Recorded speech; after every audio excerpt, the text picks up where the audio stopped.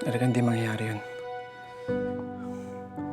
Pinapangako ko, palalakihin natin yung magiging anak natin na mabuting tao. May takot sa Diyos. May respeto sa kapwa. Kapantay man niya o hindi. Alam mo, Santino, hindi man perfect yung situation natin, pero masaya ako nakilala kita. Dahil sa'yo, nag-mature ako. Dahil sa'yo, na-realize ko na ang dami ko pa palang dapat ipaglaban. And honestly, nagkaroon ng saysay yung buhay ko dahil nakilala kita.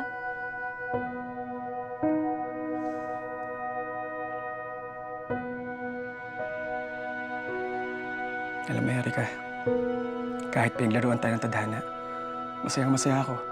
Ikaw ang kapiling ko. Sa hirap. At sa bukas nating alam ko magiging maginhawa.